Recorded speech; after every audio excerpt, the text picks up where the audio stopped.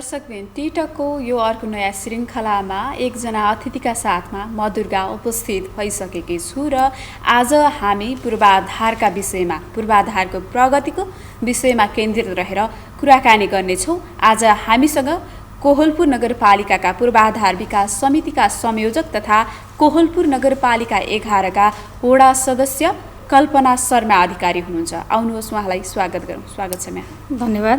आराम हुनुहुन्छ? हजुर। पछिल्लो समयको व्यस्तता कस्तो छ यहाँको? अहिले चाहिँ कामको अलिकति कम नै भइराखेको छ। अब जुन अषाढमा हामीले दौडधुप बढी हुन्थ्यो त्यो चाहिँ छैन। अब सुरुवातको चरणमा गइरहेका छौँ, किनभने नयाँ योजनाहरू अब अगाडि बढाउनु पर्छ भनेर टेन्डर प्रक्रियाहरूलाई चाहिँ अगाडि बढाउन सुरुवात भइराखेको छ।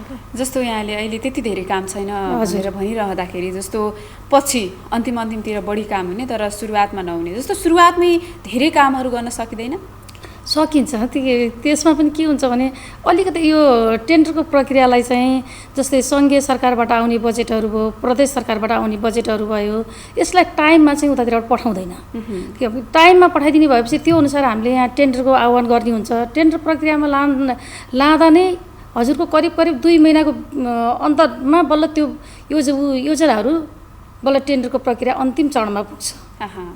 यसले गर्दाखेरि पनि अलिकति टाइममा चाहिँ गर्नुपर्छ भन्ने मानसिकता हुन्छ र अहिले हामीले के गरेका छौँ भने अब यही भदौबाट नै टेन्डरको प्रक्रिया अगाडि बढाउँ भनेर अहिले नयाँ एउटा टेन्डरहरू पनि अब जुन बाटाहरू पिचको छ त्यसको टेन्डर चाहिँ कोहलपुर नगरपालिकाले खोलिसकेको अवस्था छ अहिले। जस्तो बजेट आउनुपर्ने अवस्था तुरुन्त त्यो केन्द्रबाट नआउने कारणले गर्दाखेरि पनि हामीले समयमै काम गर्न नसकेको कुरा यहाँले भनिरहँदाखेरि जस्तो त्यसका लागि पहलहरू के कस्ता गर्नुहुन्छ? जस्तो समयमै बजेट पठाइदियो भने त अझ छिटो काम हुने र छरितो काम हुने थियो नि त। त्यसका लागि के कस्ता पहल गर्नुहुन्छ यहाँले? अब त्यसको लागि त हामीहरूले पनि केन्द्रीय सरकारमा पहिला बजेट पर्छ कि पर्दैन भन्ने कुरा आउँछ र असारको त्यसपछि बजेट परिसकेपछि उहाँहरूको पनि प्रक्रिया हुन्छ। प्रक्रिया अनुसार अगाडि बढाउने काम हुन्छ हैन। अब हामी आत्तिर मात्र पनि हुँदैन र उहाँबाट बजेट परिसकेपछि अनि हामीलाई के हुन्छ भने उताबाट एउटा खबर आउँछ, जस्तै पत्र आउँछ। पत्र आइसकेपछि पत्रको आधारमा हामीहरूले यहाँ कामहरू अगाडि बढाउनु पर्ने हुन्छ। त्यसले गर्दाखेरि अब पहल गर्ने कुरा त अब हामी छिटो छरितो त गर्न कोसिस गर्छौँ हैन। नगरपालिकाले आफ्नो पहलमा चाहिँ गर्ने कुराहरू गर्छ। जस्तै अब सडक बोर्डकै कुरा गरौँ, सडक बोर्डको एकदमै काम सबभन्दा ढिलो भनेको सडक बोर्डको हुन्छ। अरू योजनाहरूको खासै त्यति साह्रो ढिलो हुँदैन। अहिले यो कोभिडको कारणले गर्दाखेरि पनि हाम्रो कोहलपुर नगरपालिकामा अलिकति कामको ढिला भएको हो र हामी आउनुभन्दा पहिलाको अवस्था हेर्ने हो भने हामीले धेरै अगाडि काम गरेका छौँ। जस्तै यहाँ पूर्वाधारकै संयोजकको रूपमा कोहलपुर नगरपालिकासँग आबद्ध भइसक्नु भएको र वडा 11 को वडा सदस्य पनि हुनुहुन्छ। जस्तो वडाका काम कारबाही, जस्तो वडाका पूर्वाधार विकासका काम कारबाहीहरू कस्ता भएका छन्, के छ अवस्था अहिले कोहलपुर 11 को हेर्ने हो भने अहिले हामीले गौरवको योजना अन्तर्गत कोहलपुर वार्ड नम्बर 11 मा 2टा गौरवको योजनाहरू बन्दै गरेको अवस्था छ। जस्तै 29 करोडको अहिले हाम्रो लामो दूरीको बस पार्कहरू भइराखेको छ। यो भ्यू टावरहरू पनि बन्दै गरेको अवस्था छ र बाटाघाटाहरू पिच हुने कुराहरू पनि भइराखेको छन्। हिजो हामी आउनुभन्दाको अहिलेको अवस्था हेर्ने हो भने धेरैको फरक जस्तो मलाई लाग्छ। किनभने हामीले विकास गरेका छौँ, जनता सामु गएका छौँ र उहाँहरूको आवश्यकता अनुसार आवश्यकतालाई पहिचान गरेर हामीहरूले काम गर्ने अवसर पाएका पनि छौँ र अहिले कुनै ठाउँमा चाहिँ अलिकति बजेटको अभावको कारणले गर्दाखेरि हामीले त्यहाँ काम गर्न पनि कुनै ठाउँमा सकेका छैनौँ। त्यो हैन, त्यसले गर्दाखेरि पनि अलिकति हामीलाई अप्ठ्यारो महसुस भएको हो र हिजो हामी आएको र अहिलेको अवस्था हेर्ने हो भने धेरै नै काम गरेको जस्तो मलाई महसुस लाग्छ। जस्तो थोरै पूर्वाधार विकास समितिको कुरालाई जोडेर पनि कुराकानी गरौँ। यो पूर्वाधार विकास समितिले खास मुख्य गर्ने कामहरू चाहिँ के पर्दछन्? जस्तो पूर्वाधार विकास समिति यसरी छुट्याएर यो समिति छुट्याएर काम गरिएको छ, यसको मुख्य उद्देश्य के हो, यसले गर्ने कामहरू के हुन्, यसको बारेमा पनि प्रश्न। जस्तै अब कोहलपुर नगरपालिकामा पूर्वाधार विकास समितिले काम गर्ने भनेको हामी पूर्वाधार विकास समिति संयोजक भइसकेपछि त्यसमा पहिला कामलाई कसरी अगाडि बढाउने भन्ने कुराहरू हामी एउटा निर्णय गर्ने हो। हामी जनप्रतिनिधि हो, हामीले निर्णय गर्छौँ र निर्णयको अनुसार हामीले कामलाई अगाडि बढाउँछौँ र अनुगमन गर्छौँ। यो पूर्वाधार विकास समितिको संयोजकको नाताले हामी चाहिँ म सदस्य के अरे म सदस्य हुन्छु भने उपमेयरको संयोजकत्वमा एउटा अनुगमन समिति पनि छ। अनुगमन समितिले चाहिँ हामी जहाँ जहाँ योजनाहरू 1 नम्बरदेखि 15 नम्बर वडासम्म चाहिँ हामी अनुगमन गर्ने अवसर पाएका छौँ र अनुगमन पनि गर्छौँ। त्यहाँ काम भएको छ कि छैन कि कस्तो छ काम भन्ने कुरा हामी सबै वडाहरूमा पनि जाने अनुगमन गर्ने कामहरू गर्ने यो पूर्वाधार विकास समितिको संयोजक भएको नाताले र अर्को चाहिँ यो टेन्डर प्रक्रिया हुनु र काम कसरी अगाडि बढाउने भन्ने कुराहरूमा हामीले पहिला निर्णय गर्छौँ। निर्णय अनुसार हामी चाहिँ अगाडि बढ्छौँ। जस्तो अनुगमनका कुराहरूलाई जोडिराख्दाखेरि जस्तो 15वटा वडा छन् होइन, यो 15 वडामा गइराख्दाखेरि त्यहाँको अवस्था कस्तो पाउनु भएको छ र आफूले पनि त त्यहाँ केही त काम त गरिएको छ, योगदान दिएको छ नि, त्यो अवस्थामा कस्तो पाउनु भएको छ जस्तो त्यसरी अनुगमनको क्रममा गइराख्दाखेरि? अब अनुगमनको क्रममा हामी त्यहाँ जाँदाखेरि के गर्छौँ भने सबभन्दा पहिला जनगुनासो सुन्ने काम गर्छौँ। हामी जनप्रतिनिधि हौँ, जनताको कुरो पनि सुन्नुपर्छ र त्यस ठाउँमा गइसकेपछि त्यहाँको जनतालाई जसरी कुन बाटा भएको छ, उपभोक्ता समिति मार्फत भएको छ कि टेन्डर मार्फत भएको छ कि त्यो योजनाहरू अनुगमन गर्ने जाँदाखेरि, अनि त्यसपछि उपभोक्ता समिति मार्फत छ भने उपभोक्ता समितिको अध्यक्ष र सचिव कोषाध्यक्ष र त्यहाँको सबै पुरै टिमहरूलाई हामी बोलाउँछौँ। यो काम कस्तो भएको छ, तपाईँलाई चित्त बुझेको छ कि छैन भनेर जनगुनासो सुन्ने काम पनि हामी गर्छौँ। र त्यसै गरी यो टेन्डरको कामहरूलाई पनि हामी जनताको सामुमा सोधेर उहाँहरूसँग सोध्छौँ। सोधेर उहाँहरूलाई कस्तो चित्त बुझेको छ कि छैन भन्दाखेरि उहाँहरूले केही गुनासोहरू ल्याउनु भयो भने हामी ठेकदारहरूलाई राखेर कुराकानी गर्ने पनि गरेका छौँ। र सबै ठाउँमा सन्तोषजनक हुन्छ भन्ने कुरो हुँदैन होइन। कुनै ठाउँमा अलिकति आफूलाई चित्त नबुझ्दो पनि हुन्छ। चित्त नबुझ्दो भएको ठाउँमा पनि उहाँहरूलाई हामी बोलाएर तपाईँले यो काम गर्नुपर्छ है भनेर भन्ने काम पनि गर्छौँ। र जस्तै हामीसँग सँगसँगै प्राविधिकहरू पनि जानुहुन्छ। अनि प्राविधिकहरू गइसकेपछि कामको क्वालिटी र क्वान्टिटी हेर्ने काम भनेको प्राविधिकको काम हो। प्राविधिकहरूले उहाँहरूले नापजोख गर्नुहुन्छ र काम के कसो भएको छ भन्ने कुरा उहाँहरूले हेर्नुहुन्छ र हामी पनि त्यसमा सहभागी हुन्छौँ। र फिल्डमा काम भएको छ कि छैन भन्ने खास हेर्ने भनेको हामी जनप्रतिनिधिको काम हो। जस्तो त्यसरी जनगुनासाका कुराहरू गरिराख्दाखेरि उहाँहरूबाट आउने जनगुनासाहरू विशेष गरी कस्ता खालका हुन्छन्? जस्तो हुन त मान्छे एकदमै महत्त्वकाङ्क्षी प्राणी नै हो होइन, त्यस अन्तर्गत जति भए पनि सन्तुष्ट हुन पनि सक्दैन, सकेसम्म अझ बढी इच्छा आकाङ्क्षा हुन्छ। ती जनगुनासाहरूलाई कसरी सम्बोधन गर्नुहुन्छ? अनि जस्तो त्यो कस्ता कस्ता खालका जनगुनासाहरू आउँछन्? यस्तो हुन्छ, त्यहाँ के हुन्छ भने मान्छेहरूको के हुन्छ स्वभाव के हुन्छ भने हामीलाई नाली बनाइदिए हुन्थ्यो भनेर त्यहाँको जनताले भन्नुभएको छ भने त्यो ठाउँमा त्यो फिल्डमा नाली सकिसकेपछि मान्छेको त आवश्यकता बढ्दै जाने त हो नि।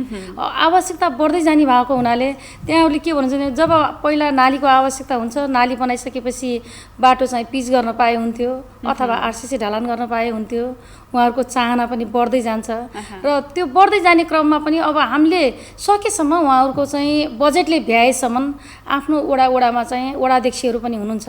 वडाध्यक्षले कुन ठाउँमा बढी चाहिँ प्राथमिकता गर्ने भन्ने कुरा उहाँहरूले नै गर्नुभएको हुन्छ र अब हामीले त्यहाँ गएर प्राथमिकता गर्न मिल्दैन। आफ्नो वडामा वडाध्यक्षहरूले ल्याएको के अरे बजेट र योजनाहरूबाट नै हामी अगाडि बढ्ने हो।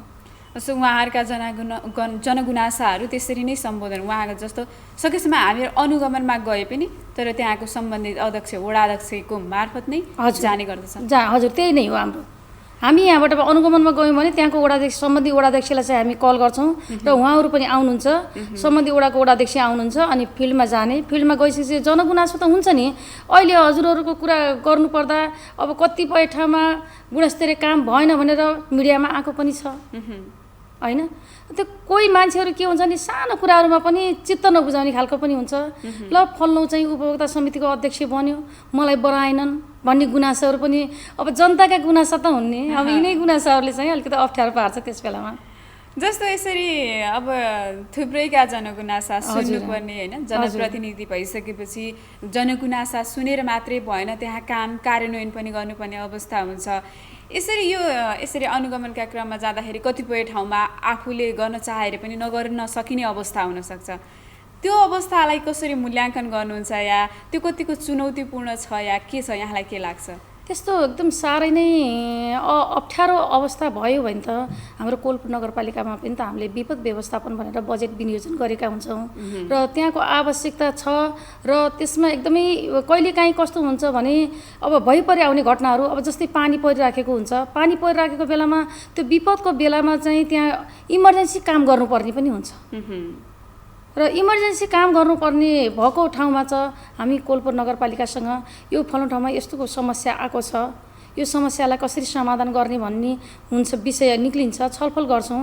छलफल गरेर त्यस ठाउँमा हाल्दा उपयुक्त हुन्छ कि हुँदैन त्यो कतिको प्राथमिकता छ त्यो महसुस गरेर अनि हामी अगाडि बढ्छौँ। जस्तै यहाँले अघि पनि भन्नुभएको थियो कतिपय अब मिडियामा आइराखेको पनि हुन्छ र कम गुणस्तरका काम पनि भएका हुन्छन्, नभएको होइन भनेर यहाँले अघि भन्नुभएको थियो। जस्तो यहाँको अवस्था कस्तो छ त्यो गुणस्तरीय काम जस्तो बाटाघाटा यहाँ पूर्वाधारको विषयमा काम गरिराखेको भएर जस्तो अझ भौतिक पूर्वाधार निर्माणमा जस्तो बाटाघाटा सडकहरू निर्माणमा काम जस्तो त्यो अनुगमनकै कुराहरूलाई जोड्दाखेरि कस्तो पाउनु भएको छ? एकदमै सन्तुलित रूपमा काम भइरहेको छ कि के छ अवस्था? अब कुनै ठाउँमा एक दुई ठाउँमा यस्तो पनि देखियो अलिकति गुणस्तरीयहीन काम भइसकेपछि हामी त्यस फिल्डमा गएर त्यो बाटोलाई कोर्न लगाएर डबल पिच गर्न पनि लगाएका छौँ। हामी नगरेको पनि होइन, त्यसरी पनि गरेका छौँ।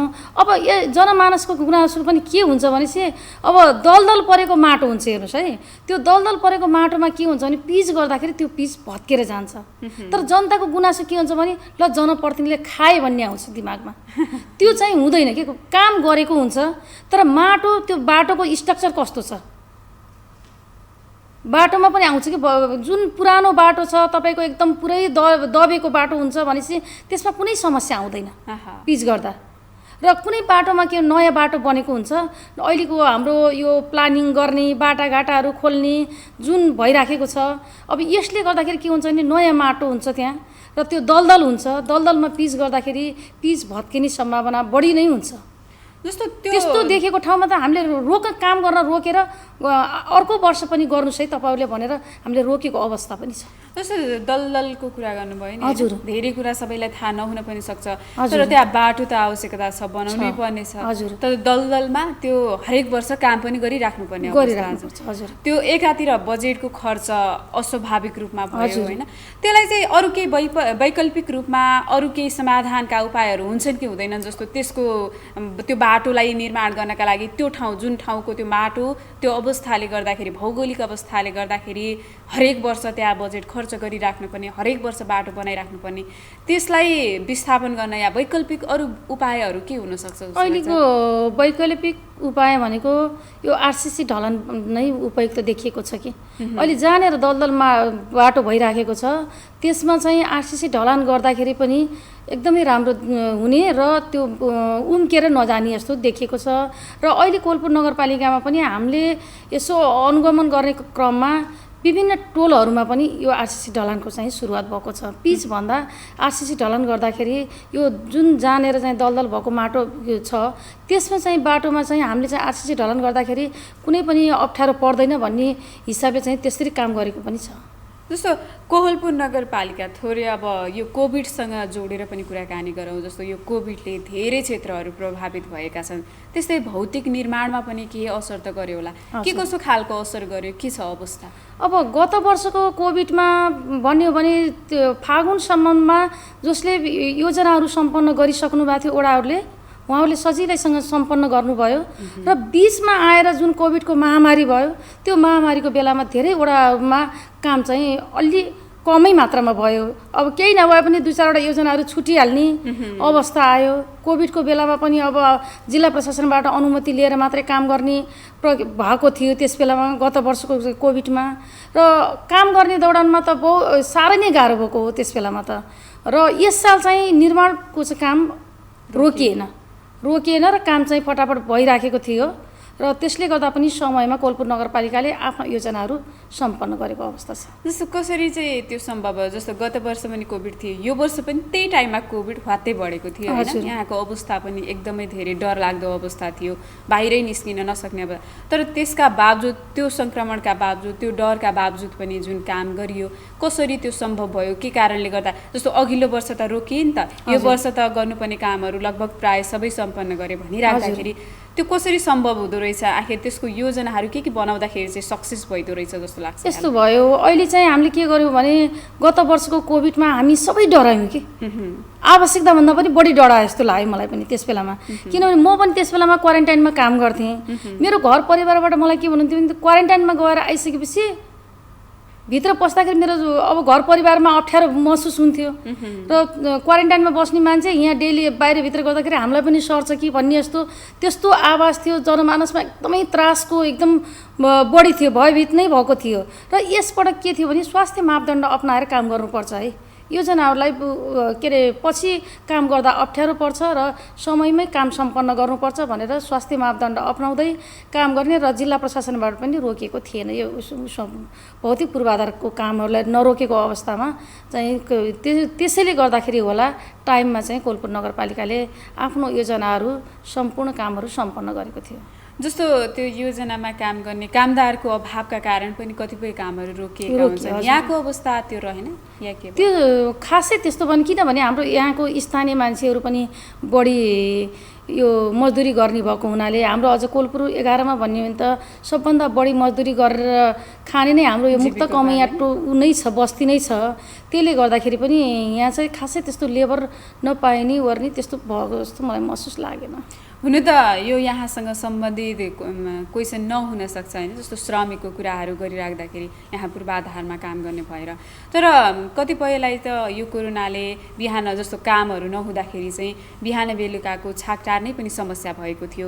त्यसमा चाहिँ कसरी सहकार्य गरेको थियो कोहलपुर नगरपालिकाले? उनीहरूलाई साँझ बिहानको भयो नि हातमुख जोड्नको लागि चाहिँ कतिको सहजता गरेको थियो? के अब हामीले त पहिलो चरणमा चाहिँ हामीले राहत वितरण गरेकै हो। कोलपुर नगरपालिकाले राहत वितरण गरेर जो चाहिँ अब मजदुर गरेर खास मजदुर गरेर खाने व्यक्ति जो हुनुहुन्छ उहाँहरूको डाटा लिएर चाहिँ हामीले चाहिँ राहत वितरण गरेका थियौँ। र यो साल चाहिँ एकदमै अप्ठ्यारोमा परेका जस्तै सुत्केरीहरू हुनुभयो, अब अपाङ्गहरू हुनुभयो, यस्ता यस्ता व्यक्तिहरूलाई चाहिँ हामी छानेर दिएका थियौँ कोलपुर नगरपालिकाले। र एकदम डाइरेक्ट चाहिँ गत वर्षको जस्तो हामी राहत चाहिँ सबैलाई बाँड्न सकेनौँ। व्यक्ति पछि चाहिँ हामी चाहिँ मलाई खान पुगेन, मलाई गाह्रो भयो भनेर आउने व्यक्तिलाई पनि हामीले त्यस बेला दिएका थियौँ भने अहिले हामीले अपाङ्ग, सुत्केरी जस्तै एकल महिला जसलाई अप्ठ्यारो परेको छ उहाँहरूसँग समन्वय गरेर यसरी चाहिँ वितरण गरेका थियौँ। जस्तो यो फेरि पनि म कोभिडकै विषयमा कुरा गरेँ। जस्तो यसरी कोभिड महामारी त एकातिर छँदैछ होइन, जस्तो शिक्षा, स्वास्थ्य लगायतका सबैका पूर्वाधार बनाउनु पर्ने अवस्था छ। त्यो कस्तो रह्यो यहाँहरूको? त्यो पूर्वाधार निर्माणमा चाहिँ कतिको प्रगति या कसरी चाहिँ जागरुकता जगाउनु भयो? के थियो अवस्था चाहिँ? अहिले हाम्रो कोलपुर नगरपालिकामा हेर्ने भने 1 देखि 15 नम्बर वडासम्म हाम्रो कोलपुर नगरपालिकामा 3वटा मात्रै आधारभूत स्वास्थ्य चौकी थियो। स्वास्थ्य चौकी 3वटा मात्रै थियो र अहिले हामीले कोलपुर नगरपालिकाका 1 देखि 15 नम्बर वडामा आधारभूत स्वास्थ्य चौकी स्थापना भइसकेको छ। भौतिक निर्माण आफैले कोलपुर नगरपालिकाले गरेको छ भनेपछि कोलपुर नगरपालिकामा 15 शय्याको हस्पिटल पनि अन्तिम चरणमा भइसकेको अवस्था छ। जस्तो आगामी अब तेस्रो लहर आउने भनेर पनि भनिएको छ, त्यसको लागि चाहिँ कोहलपुर नगरपालिका पूर्ण रूपमा तयार छ? हजुर, तयार छ। 25 बेडको चाहिँ प्राकृतिक चिकित्सालयमा कोलपुर नगरपालिकाले गत वर्ष पनि त्यसैमा राखेको थियो र अहिले पनि त्यहाँ तयार भइराखेको अवस्था छ, तयारी अवस्थामा छ। र अब कोभिडको महामारी हुन बित्तिकै हामी चाहिँ त्यहाँ व्यवस्थापन गर्ने तयारीमा, अक्सिजनहरूको व्यवस्था सबै कुरा तयारी अवस्थामा कोलपुर नगरपालिका भएको अवस्था छ अहिले। जस्तो अब पहिलो चरणबाट सिकाइ र दोस्रो चरणमा त्यसलाई कार्यान्वयनको अझ बढी कार्यान्वयनको पक्ष एकातिर थियो। जस्तो पहिलो चरणमा त्यति धेरै मानवीय क्षति भएको थिएन, कोभिड लागिहाले पनि निको हुने दर एकदमै धेरै उल्लेख्य मात्रामा बढ्दो रूपमा थियो। तर सेकेन्ड चरणमा चाहिँ यो दोस्रो लहरमा आउँदाखेरि अझ बढी प्रभावित भयो र अझ बढी हाम्रो यो बाँके त हटस्पट नै बन्यो होइन। धेरै मानिसहरूले मृत्युवरण गर्न पुग्नु भयो। यहाँले अघि पनि भन्नुभएको थियो जस्तो कोहलपुरमा यहीँ बसेर यहीँ देखेको भएर हो कि किन अझ धेरै मानवीय क्षति भएको मैले पनि महसुस गरेँ भन्नुभएको थियो। अब त्यो क्षति हुन नदिन पूर्वाधार निर्माणको पक्ष त एकातिर छँदैछ होइन, जनप्रतिनिधि भइसकेको हिसाबले अन्य कुराहरू पनि हेर्नुपर्छ होला होइन। एउटा यो समितिले यहाँलाई पूर्वाधारको रूपमा छुट्याइएको छ भने पनि तर धेरै कुराहरू गर्नुपर्ने छ होला। यहाँको तदारुकता कस्तो छ? जस्तो उहाँले अब तेस्रो लहरको तयारीको कुरा त मैले गरेँ, अझ त्यहाँ चाहिनेहरू धेरै सामग्रीहरू हुन सक्छन्, त्यसको व्यवस्थापनका लागि के कस्तो पहल गरिराख्नु भएको छ, कसरी काम गरिराख्नु भएको छ? जसरी अब सुरुदेखि भनौँ मैले, किनभने गत वर्ष हाम्रो चाहिँ सुरुको चाहिँ कोरोना महामारी आउने बेलामा हामीहरूले क्वारेन्टाइन कोलपुर नगरपालिकाले यो बागेश्वरी क्याम्पसमा व्यवस्थापन गरेको थियो। बहुत सङ्घर्षका बावजुद त्यहाँनिर क्वारेन्टाइन व्यवस्थापन गरेको हामी पनि त्यहाँ बसेर, अनि क्वारेन्टाइन व्यवस्थापनमा म आफू डेली म त्यहाँ खटेको थिएँ र लगभग 80-90 जनाको हाराहारीमा पनि हामीले त्यहाँ खाना पकाएर खुवाउने काम गरेका थियौँ। र वार्ड नम्बर 11 मा चारैतिरको मान्छे यहाँ भएको हुनाले पनि हामीलाई अलि व्यवस्थापन गर्न एकदमै गाह्रो भएको हो। र त्यसले गर्दाखेरि के भयो भने केही महिलाहरू पनि आउने, अब विदेशबाट आउने महिलाहरू पनि हुनुभयो, इन्डियाबाट आउने महिलाहरू पनि हुनुभयो, र कतिपय चाहिँ के हुन्छ भने महिला र पुरुषहरूलाई अलग अलग व्यवस्थापन गर्दाखेरि पनि हामीलाई त्यहाँ धेरै कठिनाइ पनि भयो। र कठिनाइ हुँदाहुँदै पनि घटनाहरू धेरै ठाउँ ठाउँमा घटेका थिए, तर त्यसले गर्दाखेरि पनि हामीलाई धेरै कुराहरू सिकाइराखेको थियो र हामी सतर्क भएर क्वारेन्टाइन जो चलाउन सफल भयौँ र असोजसम्ममा हामीले क्वारेन्टाइन चलायौँ र चलाइसकेर त्यसपछिबाट हामीले त्यहाँ क्वारेन्टाइन व्यवस्थापन गर्न छोडेको हो। र फेरि हामीले प्राकृतिक चिकित्सालयमा चाहिँ यो हाम्रो कोलपुर नगरपालिकाले कोरोना महामारीको लागि हस्पिटलको व्यवस्थापन त्यहाँ गर्यो र त्यहाँ गरिसकेपछि पनि अहिलेको अवस्थामा गएको वर्षमा चाहिँ साह्रै हाम्रो यहाँ कोलपुर नगरपालिकामा धेरैजनाको मृत्यु भएको छ। म उहाँहरूप्रति पनि हार्दिक श्रद्धाञ्जली भन्न चाहन्छु, किनभने भर्खरका चाहिँ हाम्रा युवाहरू पनि जानुभयो र दिदीबहिनी पनि जानुभयो हाम्रो होइन। कोलपुरले एकदमै दुःख चाहिँ व्यक्त गर्न चाहन्छ कोलपुर नगरपालिकाले। र अलिकति म के भन्छु भने व्यवस्थापन गर्दै पनि कति बेलामा चाहिँ यो नयाँ परिवेशले होला अलिकति त्यहाँ गएर त्रुटि हुन पनि पुग्छ कहिलेकाहीँ। अब हामी एकातिर व्यवस्थापन गर्दै जान्छौँ, जनशक्ति एकदम बढी चापाचाप पर्यो, 81 चापाचाप परिसकेपछि हामीलाई अक्सिजनको महामारी जस्तो भयो र अक्सिजनको लागि पनि हामीले सक्दो प्रयास गऱ्यौँ। जस्तै हाम्रो 3 नम्बर वडाध्यक्षले चाहिँ आफ्नो वडामा आफै व्यवस्थापन गर्नुभयो र उहाँको साथमा हामीले पनि यहाँ चाहिँ ल्याएर कोलपुर नगरपालिका वार्ड नम्बर 11 मा पनि हामीले धेरै ठाउँमा व्यवस्थापन गरेर त्यसरी पनि हामीले चाहिँ मिलाएर चाहिँ सक्दो प्रयास गरेका छौँ। जस्तो पहिलो चरणमा त्यति धेरै अक्सिजनको अभाव भएको थिएन, दोस्रो चरणमा चाहिँ धेरै नै अभाव भयो र धेरैजनाले अक्सिजन नपाएर पनि मृत्युवरण गर्नुपर्ने अवस्था थियो।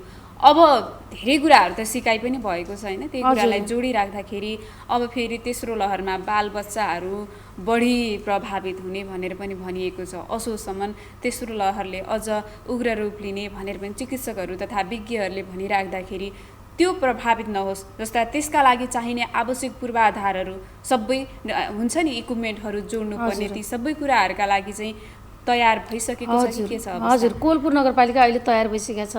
अब पहिला हाम्रो एकजना मात्रै डाक्टर साहब हुनुहुन्थ्यो भनेपछि अब एकजना डाक्टर थप्ने भनेर अस्ति हामीले बोर्डले पनि निर्णय गरिसकेको छ र अब व्यवस्थापनको लागि हामी एकदम तयारी अवस्थामा छौँ र सकभर भइपरि घटनाहरू हो नआओस् भन्छु मैले। र आफ्नो बच्चाबच्चीलाई पनि अभिभावकलाई पनि म भन्न चाहन्छु, जताततै हिँड्न दिने घुम्न दिने यो काम गर्न भएन। स्वास्थ्य मापदण्ड पनि अपनाउनु पर्यो र काम मात्रै परेपछि बाहिर निस्किनु पर्यो, अनि अनावश्यक तरिकाले बाहिर हिँडडुल गर्न पनि भएन भन्ने कुरा पनि म भन्न चाहन्छु अभिभावकजीहरूलाई। सबभन्दा पहिला त किनभने अहिले हामीले भ्याक्सिन लगाउन सकेका छैनौँ बच्चाबच्चीलाई, यो कारणले गर्दाखेरि पनि हामी धेरै कुरामा सतर्क भएर बस्नुपर्छ जस्तो मलाई लाग्छ।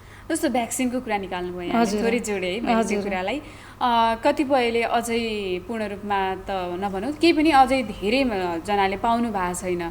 कतिपय ठाउँमा अझ भनसुनका आधारमा मात्र पाइने, नत्र भने नपाइने भनेर हुन त जनगुनासा गरिन्छ, नपाएका मान्छेहरूले गर्नुहुन्छ होइन।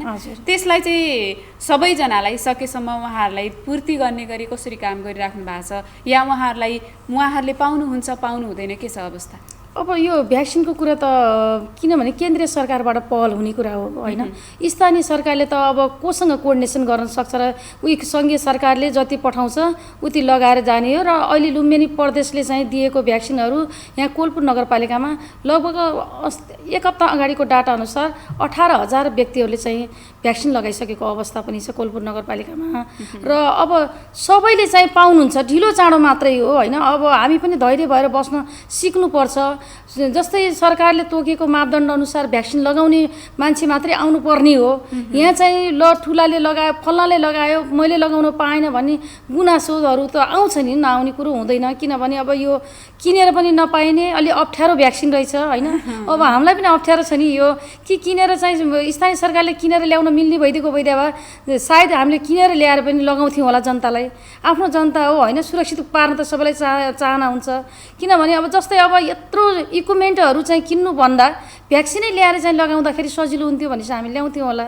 तर अब त्यो किन्न नमिल्ने भएको कारणले गर्दा पनि अलिकति हामीलाई अप्ठ्यारो त्यो परिराखेको छ।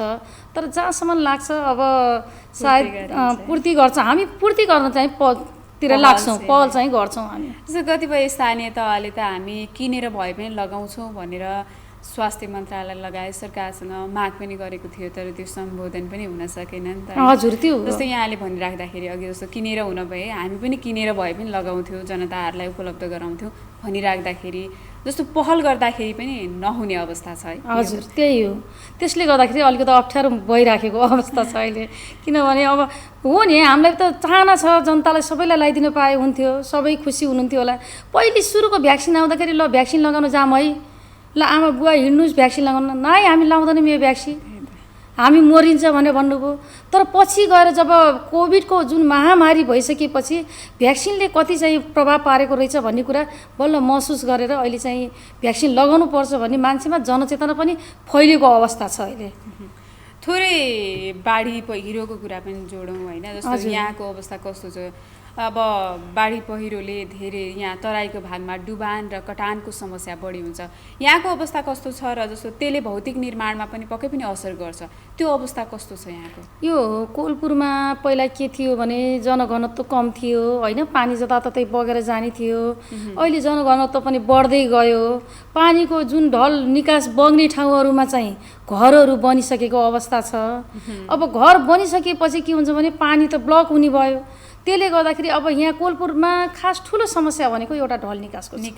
त्यसलाई कसरी व्यवस्थापन? अब हामीले यसको डिपिआर तयार गरिसकेका छौँ होइन। अब डिपिआर नगर्दासम्म केही पनि नहुने, डिपिआर गरेर चाहिँ गरिसकेका छौँ। अब सङ्घीय सरकारसँग पहल गर्ने र अगाडि बढ्ने भन्ने एउटा बृहत ढल निकासको चाहिँ योजनाहरू लिएर आएको छ कोलपुर नगरपालिकाले। त्यसै गरी अब हामीले अब रिङ रोडकै पनि भनौँ, कोलपुर नगरपालिकामा अहिले गत आर्थिक वर्षमा चाहिँ हामीले के अरे यो रिङ रोडको ट्र्याक खोल्न सफल भएका छौँ होइन। नयाँ योजनाहरू बनाउने कुरा। त्यस्तै गरेर शिक्षाको क्षेत्रमा भन्नुहुन्छ भने भौतिक निर्माणहरू हामीले धेरै गरेका छौँ। विद्यालयहरू बनेका छन्, पर्खालहरू लगाइएका छन् स्कुल विद्यालयहरूमा। र हिजोको र आजको कोलपुरमा धेरै फरक जस्तो मलाई लाग्छ। जस्तो यहाँ त्यो निर्वाचित भएर आइसक्दाखेरि कोहलपुरलाई बनाउने एउटा योजना थियो, छुट्टै योजना थियो नि त। हजुर, त्यो अनुसार चाहिँ आफूले त्यो योजना अनुसार चाहिँ काम गर्न सकिनँ, त्यो योजना अनुसार मैले आफूले मिट गर्न सकिनँ, के लाग्छ यहाँलाई? मलाई किनभने काम त सोचे भन्दा गरेकै जस्तो लाग्छ मलाई होइन। र अलिकति एउटा कुरा जुन यो सुकुम्बासीहरूलाई पूर्जा दिने भन्ने कुरा थियो, यो हामी कोलपुर नगरपालिका लगभग अन्तिम चरणमा पुगेको अवस्था थियो। र यो पूर्जा दिन हामी सफल भएको भइदिए जहाँसम्म लाग्छ हामी आएदेखि हामीले गरेको काम चाहिँ र हामीले जनता सामु भनेको वचन पनि हामीले पुरा गर्न सक्थ्यौँ होला जस्तो मलाई लाग्छ। यो अहिले रोकिएको छ के छ अवस्था? अहिले रोकिएको छ पूर्जा वितरण। हजुर, दिन सकिएन है? दिन सकिएको छैन। अब यो सङ्घीय सरकारले रोकेको अवस्था छ र अब उसले अदालतले आदेश दिएको अवस्था पनि छ। अब यसको काम चाहिँ अगाडि बढाउने भन्ने कुरो पनि भइराखेको छ। अब हेरौँ अब सङ्घीय सरकारको कस्तो चाहिँ पहल हुन्छ र स्थानीय सरकारले चाहिँ अन्तिम चरणमा पुर्याएको अवस्था थियो। जस्तो अब हामी कार्यक्रमको अन्तिमतिर पनि आइसकेका छौँ। अब यहाँको पनि करिब 1 वर्ष बाँकी छ होइन जनप्रतिनिधि वडा सदस्यको रूपमा तथा संयोजकको रूपमा काम गर्नुपर्ने अब करिब अन्तिम यो अन्तिम वर्ष हो हजुर। भन्दा नि फरक पर्दैन हजुर। हैन। र यो अन्तिम वर्षमा चाहिँ कस्ता खालका जस्तो कति धेरै योजनाहरू बाँकी पनि रहेका होलान्, ती योजनाहरूलाई कसरी पूर्ति गर्ने, या अब पछिल्लो पिँढी त अरू पनि आउनुहुन्छ होला हैन। हजुर। ती अहिले बाँकी रहेका कामहरूलाई चाहिँ कसरी गर्ने, के गर्ने, यो 1 वर्षभित्रमा के गर्ने योजना छ यहाँ? अब जस्तै नयाँ योजनाहरू अब हामीहरूले के सोचिरहेका छौँ भने अब हाम्रो पछिको आउने पिँढीले पनि त काम गर्न पाओस् न त, अब केही त राख्नु पनि त पर्यो नि। हुबहु त अब सबै कहाँ काम गर्न सकिन्छ र होइन। बजेटकै अभाव हो मेन समस्या, काम गर्नलाई त के गाह्रो छ र। अब बजेटको अभाव भएको हुनाले चाहिँ हामीले चाहिँ गर्ने कुरा लगभग अहिलेको नयाँ योजनाहरू भनेको अब यही नालाहरू छ, अनि बाटोहरू ढलानहरू छ, अनि पिचहरू छ कोलपुर अब पुरै उसमा नगरपालिकाभित्र चाहिँ अब यही हो अहिलेको हामीले चाहिँ। अनि त्यसपछिबाट तपाईँको वडा कार्यालयहरू प्रत्येक वडामा वडा कार्यालयहरू व्यवस्थापन भइसकेको छ, सम्पन्न भइसकेको छ, कतिपयमा अन्तिम चरण अवस्थामा भएको अवस्था छ। र हाम्रो कार्यकालमा जहाँसम्म लाग्छ हामीले प्रत्येक 1 देखि 15 नम्बर वडासम्म चाहिँ वडा कार्यालयहरू आफ्नै भवनमा सक्छौँ। र त्यसपछि यो स्वास्थ्यको आधारभूत अस्पतालहरू पनि प्रत्येक वडामा भइसकेको अवस्था छ। र त्यसै गरी शिक्षाको कुराहरू गर्ने भने पनि हामीले प्रत्येक जुन स्कुलहरू छन् स्कुलहरूमा भवन बनाउने आवश्यकता छ भने भवन बनाएका छौँ। र त्यहाँ आवश्यकता नभएको ठाउँमा चाहिँ बााउन्डरीहरूको पनि व्यवस्था गरेको छ। र कामहरू जहाँसम्म लाग्छ मलाई हामीले सोचे भन्दा बढी नै गरे जस्तो मलाई लाग्छ। जस्तो कि यसरी काम गरिराख्दाखेरि एउटा चुनौती त पक्कै पनि हुन्छ हैन। र आफूले काम गरिराखे यो 4 वर्ष करिब बित्यो, अब 1 वर्ष बाँकी छ हैन। यो कामलाई आफूले गरेका कामलाई आफैले मूल्याङ्कन गर्दाखेरि कसरी गर्नुहुन्छ र आफूले गरेका कामप्रति कतिको सन्तुष्ट हुनुहुन्छ के छ? म यसमा चाहिँ म सन्तोषजनक नै छु। किनभने जुन हामीले सोचेका थियौँ हैन, अब बजेटको कारणले चाहिँ हामी पछाडि पर्नु भनेको त्यो कुनै ठुलो कुरो होइन। भएको बजेटलाई सदुपयोग गर्नु र टाइममा के अरे व्यवस्थापन गर्नु नै ठुलो कुरो मान्नुपर्छ मान्छेले। किनभने सानो के अरे बजेट छ र सबैलाई चित्त बुझ्ने हिसाबबाट हामीहरूले काम गर्नुपर्छ। जनप्रतिनिधिको काम भनेको त्यही नै हो। र अहिले कोलपुर नगरपालिकामा भएका विकास निर्माणका कामले एक प्रकारको फड्को मारेकै अवस्था छ। र समस्त कोलपुर नगरपालिकालाई हेर्ने हो भने हामी आएदेखि र अहिलेको 4 वर्षको पिरियडमा हामीले गरेको कामहरूको मूल्याङ्कन गर्ने हो भने जहाँसम्म लाग्छ म आफू एकदमै सन्तोषजनक छु र कोलपुर नगरपालिका पनि सन्तोष नै छ। बजेट फ्री जाने अवस्था त छैन हैन? आएको बजेटहरू चाहिँ फ्री जाने अवस्था छैन। र कोभिडको कारणले गत वर्ष चाहिँ केही रकम फिर्ता भएको थियो। र त्यसबेला पनि कस्तो भयो भने सङ्घीय सरकारले टाइममा बजेटहरू त्यही रिङ रोडकै कुरा गरौँ, रिङ रोडको बजेटहरू चाहिँ आएको रहेछ। र पछि हामीलाई पनि असारको 20 गते मात्रै जानकारी भयो। असारको 20 गते जानकारी भएपछि हामीले कसरी चाहिँ काम अगाडि बढाउने हामीलाई त्यो सम्भव नभएपछि हामीले चाहिँ त्यो काम गर्न सकेनौँ। र आएको बजेट चाहिँ अहिलेसम्म हामीले काम गरेकै छौँ। हस्, यहाँसम्म आइदिनु भयो, आफ्ना महत्त्वपूर्ण विचार राख्नुभयो र आफूले गरेका कामहरूको बारेमा पनि समीक्षा गर्ने मौका पनि हामीलाई के कसरी गर्नुभएको छ भन्ने मौका पनि दिनुभयो। धेरै धेरै धन्यवाद।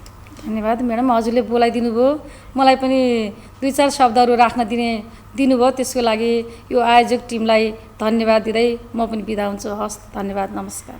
दर्शकबिन, आजका लागि भने टिकटकको समय सकिएको छ। आज हामीसँग कोहलपुर नगरपालिका पूर्वाधार विकास समितिका संयोजक तथा कोहलपुर नगरपालिका 11 का वडा सदस्य कल्पना शर्मा अधिकारी हुनुहुन्थ्यो। उहाँसँग हामीले पूर्वाधारको प्रगति र कसरी काम गरिराख्नु भएको छ, योजनाहरूलाई कतिको मिट गर्नुभयो, के भयो भन्ने अवस्थामा केन्द्रित रहेर कुराकानी गऱ्यौँ। अहिलेलाई भने टिकटकको समय सकिएको छ। अब हामी जिल्ला अपडेटमा हुनेछौँ।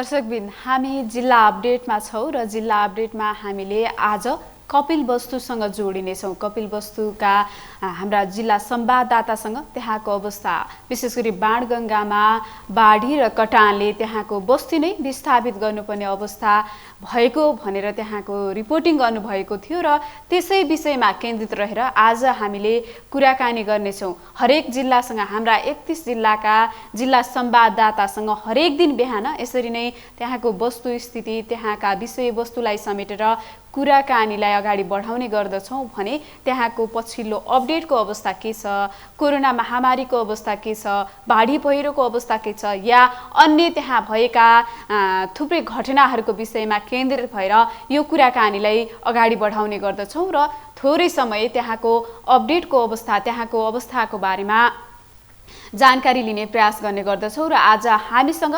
कपिलवस्तुका जिल्ला संवाददाता वासुदेव वर्मा हुनुहुन्छ। वासुदेवजी, यहाँलाई स्वागत छ। हजुर, धन्यवाद। त्यो बाणगङ्गा क्षेत्रमा बाढी र कटानले त्यहाँको बस्ती नै विस्थापित हुने अवस्था आएको र एकदमै जोखिममा रहेको भनेर यहाँले रिपोर्टिङ गर्ने क्रममा हामीहरूलाई पनि जानकारी गराउनु भएको थियो। पछिल्लो अवस्था के छ त्यसको बारेमा बताइदिनुहोस्। पछिल्लो कपिलवस्तुमा नदीको बाढीले वर्षै नि बाढ कटान गर्दा अब जिल्लाका विभिन्न पालिका जोखिममा रहे तापनि यस वर्ष बाणगङ्गा जिल्लाको यशोधरा गाउँपालिका 8 खोरियामा नदी कटानको उच्च जोखिममा परेको छ। दुर्गाजी, हजुर, अनि त्यहाँको त्यो नियन्त्रणका लागि या नियन्त्रणै गर्न सक्ने अवस्था नभए पनि उनीहरूलाई सुरक्षित स्थानमा लैजानुपर्ने या त्यहाँको स्थानीय प्रशासनले के गरिराखेको छ, अवस्था के छ? बाणगङ्गा नदीको बहाव बस्तीतर्फ सर्दै गएपछि गाउँ नै बगाउने खतरा बढेको देखिन्छ। अब यहाँ के अरे खोरिया गाउँमा 240 घर दूरी रहेको गाउँमा नदी कटानको ठुलो समस्याको रूपमा देखा परेको छ। दुर्गाजी, अब जस्तो जोखिममा बस्तीहरू रहेको छ होइन, क्षतिको विवरण के छ या कति क्षति भएको छ, केही त्यो एकिन तथ्याङ्क लिनु भएको छ या के छ अवस्था? अब क्षतिको कुरा गर्ने हो भने दुर्गाजी, यहाँ जिल्लामा तपाईँको त्यो क्षेत्रमा लगभग के अरे नदी कटान गर्दा त्यहाँ एक मिनट से नदीका कारण यहाँका 50 बिघा खेत गुमाएको स्थानीयहरू बताउँछन् र भएको खेत सबै जति नदीले खाएको कुरा पनि बताउँछन्। दुर्गाजी, जस्तो यसरी वर्षेनी कटान पनि भइराखेको छ, नदीले डुबान पनि भइराखेको छ, जस्तो यहाँ 50 बिघा जति खेत पनि डुबान भएको छ, त्यो नष्ट भएको छ भनेर भनिरहँदाखेरि उनीहरूलाई सुरक्षित स्थानतर्फ सार्ने केही छैन त्यस्तो पहल भएको, या उनीहरूलाई वासस्थानको हुन्छ कि कसरी हुन्छ सुरक्षित गर्नुपर्ने जोखिम त पक्कै पनि छ नि, त्यो अवस्थालाई चाहिँ मध्यनजर गरेर केही व्यवस्थापन भएको छैन या के छ? अब हिजो मात्रै हामी विपद व्यवस्थापन समितिका संयोजक तथा प्रमुख जिल्ला अधिकारी चक्रपाणी पाण्डेसँग कुराकानी गर्दा उहाँले 3 दिन पहिला नै खोरियामा अनुगमन गरिसक्नु भएको छ र त्यस स्थानबारे विभिन्न कार्यालयका प्राविधिकसँग छलफल पनि बताउनु भएको छ। प्राविधिकका अनुसार तत्कालै त्यहाँ व्यवस्थापन नगरे विभिन्न गाउँलाई बाढीले भगाउन सक्ने बताउनु पनि भएको छ। दुर्गाजी, र उहाँ सेना प्रहरी प्रशासन तयारी अवस्थामा रहेको र स्थानीय समुदाय, गाउँपालिका, वडा कार्यालय लगायत सबैको सहयोगमा नदी नियन्त्रणका लागि तत्कालै भत्केको ठाउँलाई व्यवस्थापन गर्नुपर्नेमा बताउनु भएको छ। हस्, यहाँले त्यहाँको वस्तुस्थिति र अहिलेको अवस्थाको बारेमा जानकारी दिनुभयो, यहाँलाई धेरै धेरै धन्यवाद। धन्यवाद। हामीले आज कपिलवस्तुको बाणगङ्गा क्षेत्रमा यशोधरा गाउँपालिकाको त्यहाँ नदी कटानले ठुलो समस्या निम्ताएको विषयमा हामीले कपिलवस्तु संवाददाता वासुदेव वर्मासँग कुराकानी गरेका थियौँ र उनीहरूलाई सुरक्षित स्थानतर्फ लैजाने र यदि जोखिम आइहाल्यो भने पूर्व तयारी अगाडि नै गरिएको तथा सेना प्रहरीको परिचालन गरेर सुरक्षित स्थानमा राख्नको लागि तयारी अवस्थामा रहेको कुरा जानकारी गराउनु भएको थियो भने त्यहाँ थुप्रै खेतीयोग्य जमिन पनि डुबानमा परेको कुराहरूलाई पनि जानकारी गराउनु भएको थियो। त्यो यो वर्षको मात्र समस्या नभएर वर्षेनीदेखिको समस्या त्यो नियन्त्रणका प्रयासहरू गरिराख्दाखेरि पनि त्यो समस्या समाधान हुन नसकेको कुरा उहाँले जानकारी गराउनु भएको थियो। र आजका लागि कार्यक्रम मर्निङ मिक्सको समय सकिएको छ। हामीले बिहानी सत्रका सम्पूर्ण कार्यक्रमका सम्पूर्ण सेगमेन्टहरू सकिएको यहाँलाई जानकारी गराएका छौँ भने र हामीले विभिन्न टिकटक लगायतका विभिन्न विषयवस्तुसँग आधारित रहेर कुराकानी गऱ्यौँ र यो भौतिक पूर्वाधार विकासका सम्बन्धमा पनि कुराकानी गऱ्यौँ र अहिले हामीले जिल्लाको पछिल्लो समय पानी परिरहँदाखेरि गरेको त्यसको क्षतिको विवरणको विषयमा पनि जानकारी गरायौँ र कार्यक्रम कस्तो लाग्यो जस्तो लाग्यो त्यस्तै प्रतिक्रिया दिनुहोला। अहिलेसम्म हेरेर हामीलाई साथ दिनुभयो यहाँलाई धेरै धेरै धन्यवाद। तपाईँको दिन शुभ रहोस्। नमस्कार।